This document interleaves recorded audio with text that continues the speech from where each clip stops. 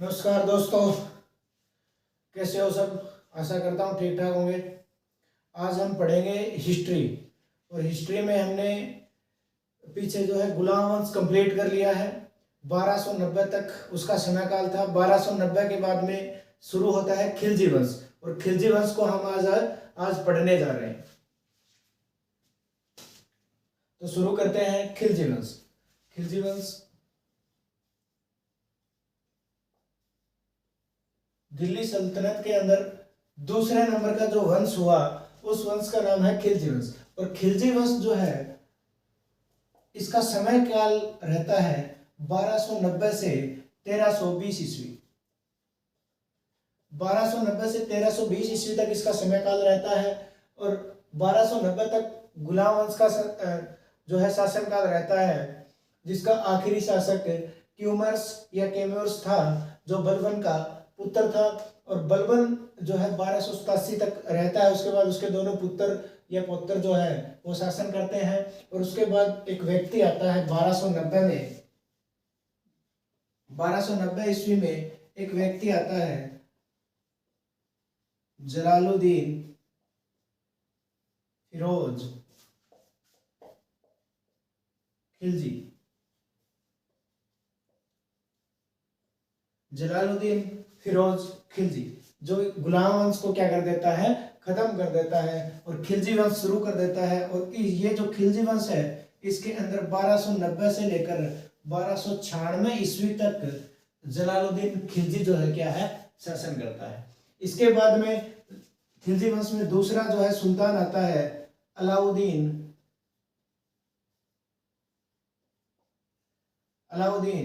खिलजी। और ये अलाउद्दीन खिलजी जो है 1296 से लेकर 1316 ईस्वी तक शासन करता है। और इसके बाद में खिलजी वंश में तीन ही शासक होते हैं, तीन ही सुल्तान होते हैं। इसके बाद में आता है मुबारक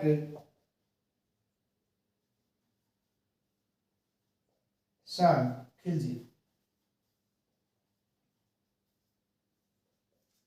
ये 1316 से 1320 ईस्वी तक जो क्या है, शासन करता है। और 1320 ईस्वी ही क्या है, खिलजी वंश का अंत होता है। जो 1320 का साल रहता है, वही खिलजी वंश के लिए क्या होता है, अंत का साल होता है। उसके बाद में तुगलक वंश का शुरुआत हो जाती है। और 1320 से लेकर के 1414 ईस्वी तक तुगलक वंश जो है शासन करता है। इसके बाद में सैयद वंश आता है 1414 से 1451 तक। और 1451 से 1526 तक, 1451 से 1526 तक जो क्या है, लोधी वंश शासन करता है। और दिल्ली सल्तनत का जो आखिरी वंश होता है, वो लोधी वंश होता है। और इब्राहिम लोधी जो है आखिरी राजा होता है, आखिरी सुल्तान होता है। और पहला सुल्तान इल्तुतमिश को मानते हैं। ये बात हम पहले की क्लास में कर चुके हैं। आज हम पढ़ेंगे जलालुद्दीन फिरोज खिलजी को। तो आइए शुरू करते हैं जलालुद्दीन फिरोज खिलजी। इसका समय काल क्या रहता है, 1290 से 1296 तक 6 ही वर्ष ये शासन करता है। जलालुद्दीन फिरोज खिलजी जो क्या है, खिलजी, इसको खिलजी वंश का संस्थापक कहा जाता है। संस्थापक माना जाता है। इसने ही खिलजी वंश की क्या की थी, शुरुआत की थी, इसलिए इसे ही संस्थापक माना जाता है। ये जलालुद्दीन खिलजी जो है, खिलजी वंश की स्थापना करने से पहले इसने अपना जीवन एक सैनिक के रूप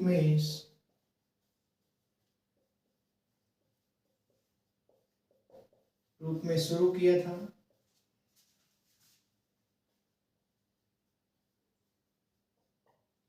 और ये जलालुद्दीन खिलजी जो है, इसने अपना जीवन क्या है, एक आम सैनिक के रूप में, जैसे सैनिक होते हैं उसी सैनिक के रूप में इसने क्या है, अपनी जीवन क्या है, शुरू किया था। जिंदगी की शुरुआत की थी सैनिक के रूप में। और आगे क्या है, इसने अपनी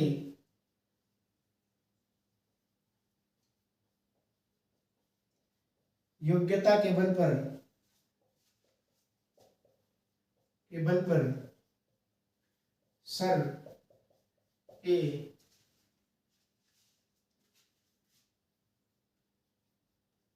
जहांदार, बोले तो शाही अंगरक्षक,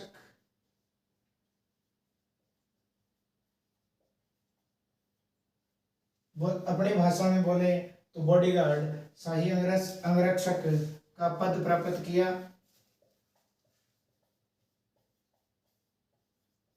कि पहले क्या था, एक सैनिक था, उसके बाद में इसकी योग्यता को देखकर इसको क्या बना दिया गया, शाही अंगरक्षक।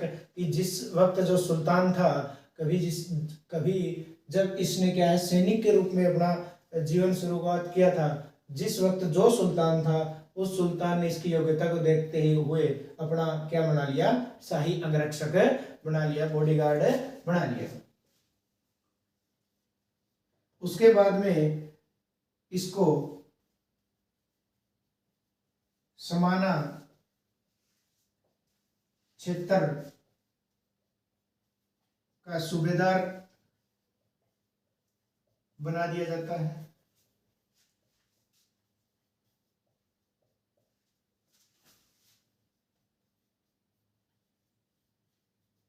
इसको क्या है, समाना जो क्षेत्र है उसका क्या है, सूबेदार बना दिया जाता है।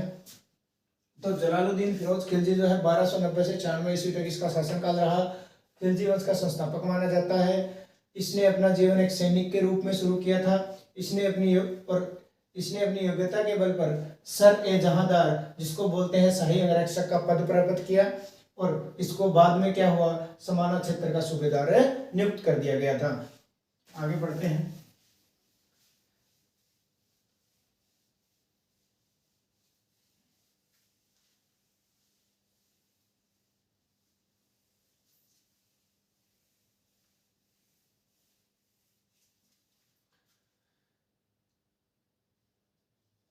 जब यह सुल्तान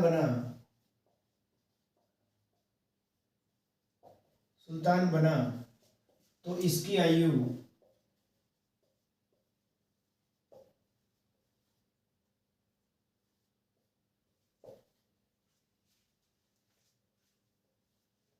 70 वर्ष थी। कि जब ये दिल्ली सल्तनत की गद्दी के ऊपर बैठा तब इसकी आयु कितनी थी, 70 वर्ष थी। 70 साल का था तब ये क्या है, सुल्तान बना, दिल्ली की गद्दी के ऊपर बैठा।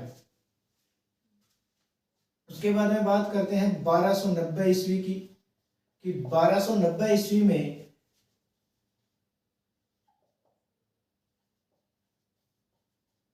एक जगह है कड़ा मानिकपुर, और कड़ा मानिकपुर जो है इस क्षेत्र का पहले सूबेदार जो होता था, कड़ा मानिकपुर क्षेत्र का के सूबेदार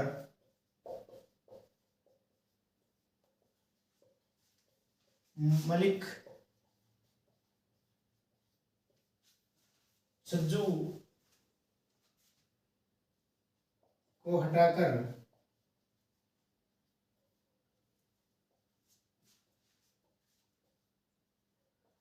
अलाउद्दीन खिलजी को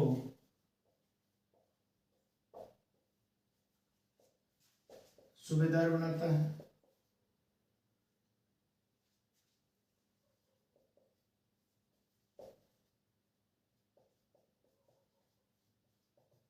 कि मलिक छज्जू जो है वो कड़ा मानिकपुर क्षेत्र का पहले सूबेदार था, मगर इसको वो जो आदमी है मलिक छज्जू, ये व्यक्ति अच्छा नहीं लगा, तो इसने क्या किया कि मलिक छज्जू से सूबेदारी छीन ली और अलाउद्दीन खिलजी को सूबेदार बना दिया। और ये अलाउद्दीन खिलजी जो है ये इसका भतीजा है, ये इसका क्या है, भतीजा है। उसके बाद में क्या होता है, 1291 ईस्वी की बात है। 1291 ईस्वी में ये अलाउद्दीन खिलजी जो है रणथंभोर अभियान में क्या होता है, असफल होता है।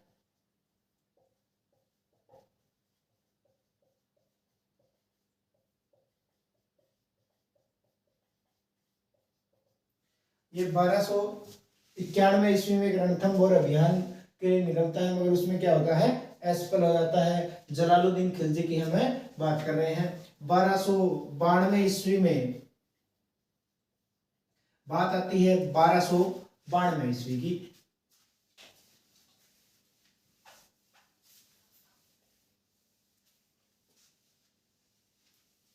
ये है कि जब ये सुल्तान बना तो इसकी आयु क्या थी, 70 वर्ष थी। और उसके बाद में बात आती है 1290 की। 1290 में ये क्या करता है कि एक कड़ा मानिकपुर क्षेत्र जो होता है उसका सूबेदार होता है मलिक छज्जू। मगर छज्जू जो है इसको पसंद नहीं आता, इसलिए क्या करता है, छज्जू से सूबेदारी छीन लेता है और क्या है, अपने भतीजे अलाउद्दीन खिलजी को वहां का सूबेदार नियुक्त कर देता है। और 1292 ईस्वी में ये रणथंभोर अभियान के लिए निकलता है, मगर उसमें क्या हो जाता है, पूरी तरह से असफल हो जाता है। बात है 1292 ईस्वी की। 1292 ईस्वी में मंगोलों ने आक्रमण किया। जब मंगोलों ने आक्रमण किया तो क्या करता है, जलालुद्दीन खिलजी जो क्या है इसके साथ युद्ध करता है। मंगोल हार जाते हैं। उसके बाद में मंगोलों के साथ पहले युद्ध आक्रमण किया, वह बाद में मंगोलों के साथ संधि हो गई।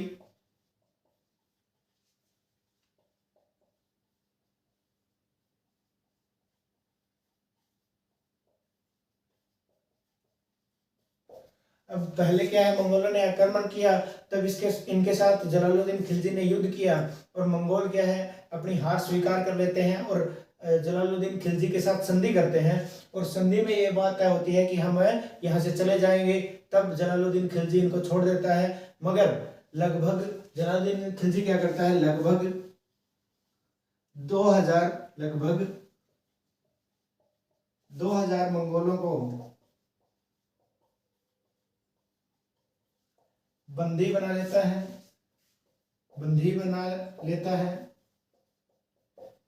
वह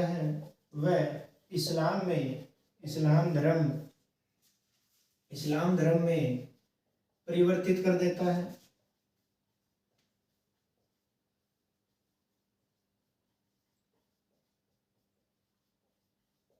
क्या है कि 2000 मंगोलों को ये बंदी बना लेता है और इस्लाम धर्म में परिवर्तित कर देता है। स्थान था जहां इसने धर्म परिवर्तित किया, मंगोलपुरी।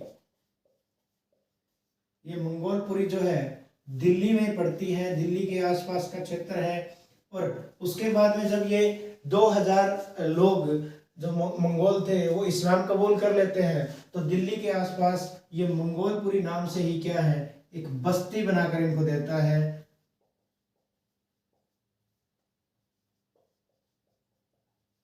जिसका नाम क्या पड़ता है, मंगोलपुरी पड़ता है। और अब क्या है, इसी मंगोलों के अंदर एक व्यक्ति था जिसका नाम था अलगू खां।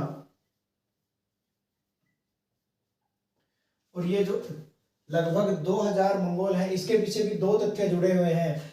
एक तथ्य तो मानते हैं कि अलाउद्दीन खिलजी ने इनको बंदी बनाया था, और एक तथ्य मानते हैं कि अलगू खां जो है इसके सारे के सारे सैनिक थे। और अलगू खां ने इस्लाम धर्म में मंगोल से इस्लाम धर्म परिवर्तित कर लिया, इस्लाम अपना लिया। और इस्लाम अपनाने के बाद इस अलगू खां से जलालुद्दीन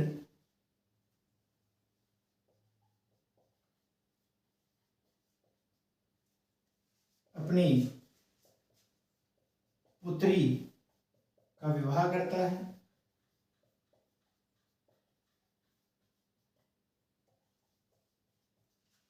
क्या करता है कि जलालुद्दीन अपनी पुत्री का विवाह कर देता है, किसके साथ, अलगू खां के साथ।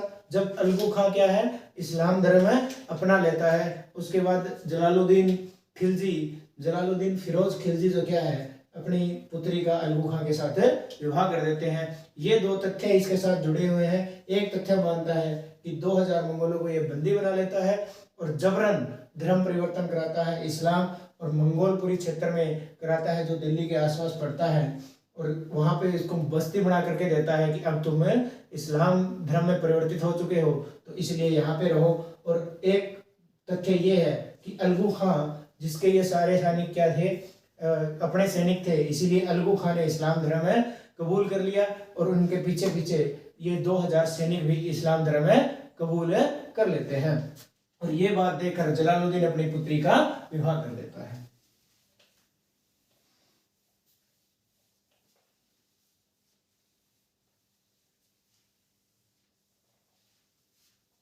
अब बात है 1293 ईस्वी की।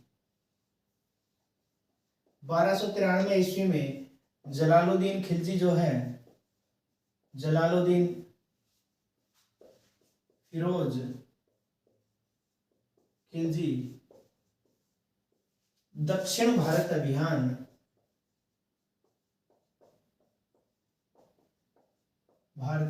शुरू करता है।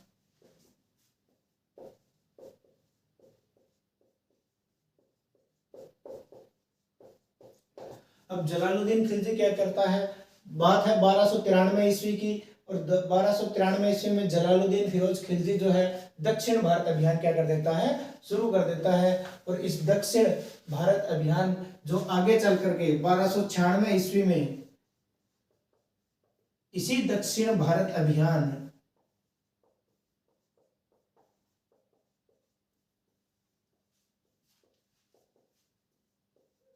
की जिम्मेवारी जो इसी दक्षिण भारत अभियान की जिम्मेदारी क्या है,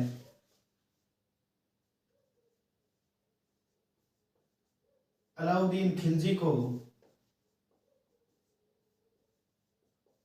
सौंपता है।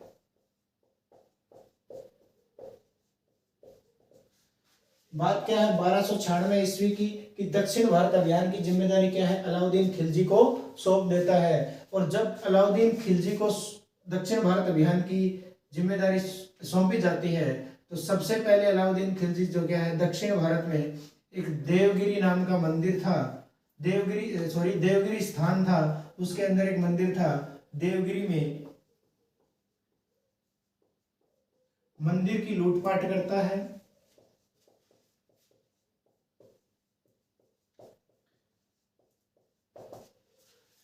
जब अलाउद्दीन खिलजी को दक्षिण भारत अभियान की जिम्मेदारी सौंपी जाती है तो एक क्षेत्र है देवगिरी जिसके अंदर एक मंदिर पड़ता है, उस मंदिर की ये क्या करता है, सबसे पहले लूटपाट करता है। और ये जो लूटपाट थी दक्षिण भारत में इस्लाम के व्यक्ति द्वारा, इस्लाम धर्म के व्यक्ति द्वारा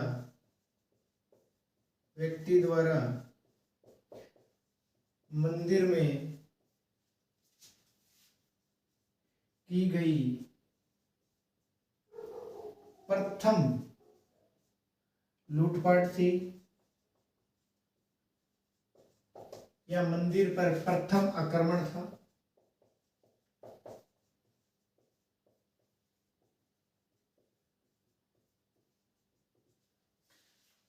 कि अलाउद्दीन खिलजी को 1296 ईस्वी में दक्षिण भारत अभियान की जिम्मेदारी देता है जलालुद्दीन खिलजी कि अब क्या है, मेरे से ये कार्य नहीं हो पा रहा। तो ये अलाउद्दीन खिलजी जो है जलालुद्दीन खिलजी का भतीजा है, इसीलिए जलालुद्दीन खिलजी क्या है, अपने भतीजे को दक्षिण भारत अभियान की जिम्मेदारी सौंपता है। और जैसे ही जिम्मेदारी मिलती है तो दक्षिण भारत में एक देवगिरी नामक क्षेत्र है, उस देवगिरी जो है उसके अंदर एक मंदिर पड़ता है, उस मंदिर की क्या करता है, ये सबसे पहले लूटपाट करता है। और दक्षिण भारत में इस्लाम धर्म के व्यक्ति के द्वारा मंदिर पर ये क्या था, फर्स्ट आक्रमण था या फर्स्ट लूटपाट थी, कि प्रथम लूटपाट या प्रथम आक्रमण था।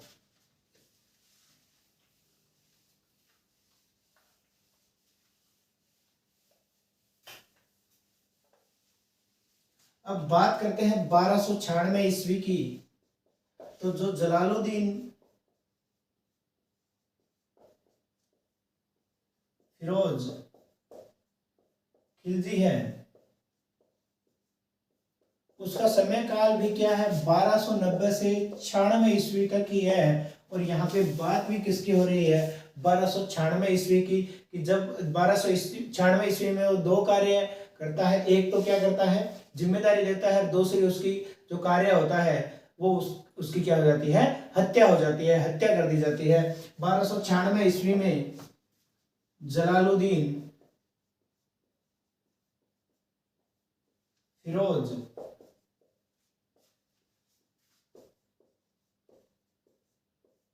खिलजी की हत्या उसके ही अपने भतीजे अलाउद्दीन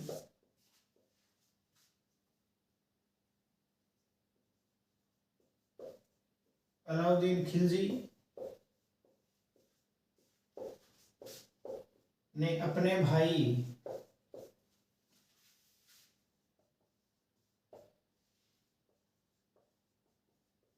अल्मास के साथ मिलकर कर दी थी कि 1296 ईस्वी में कि जिस व्यक्ति को जलालुद्दीन खिलजी ने सूबेदार बनाया, जिस व्यक्ति को जलालुद्दीन खिलजी ने दक्षिण भारत अभियान की जिम्मेदारी सौंपी, उसी व्यक्ति ने जलालुद्दीन खिलजी के पीठ के अंदर क्या घोंपा, छुरा घोंपने का कार्य किया। 1296 ईस्वी में जलालुद्दीन फिरोज खिलजी की हत्या किसने कर दी, उसी के अपने भतीजे अलाउद्दीन खिलजी ने अपने भाई अल्मास के साथ मिलकर उसकी हत्या कर दी और जलालुद्दीन खिलजी का किस्सा क्या हो गया, खत्म हो गया। समय था 1296 ईस्वी। अब आज की वीडियो में इतना ही। कल पढ़ेंगे अलाउद्दीन खिलजी और मुबारक शाह खिलजी। अलाउद्दीन खिलजी जो वो व्यक्ति हैं कि दिल्ली सल्तनत के समय में कोहिनूर हीरा अगर सबसे पहले कोई भारत लाता है और जो ये बताता है कि ये कोहिनूर हीरा है, वो अलाउद्दीन खिलजी है। एक कव्वाली गाने वाला गायकार भी है। इसने दिल्ली के अंदर कुछ स्मारक भी बनवाए और क्रूर शासक भी बहुत था। इसने लोगों की हत्याएं बहुत करवाई, बच्चों की हत्याएं भी बहुत करवाई। बहुत क्रूर शासक था अलाउद्दीन खिलजी। इसके बारे में हमें कल पढ़ेंगे। आज की वीडियो में इतना ही। आशा करता हूं कि वीडियो आपको पसंद आएगी। तो वीडियो पसंद आए तो चैनल को सब्सक्राइब करें और वीडियो को लाइक और शेयर करें। धन्यवाद।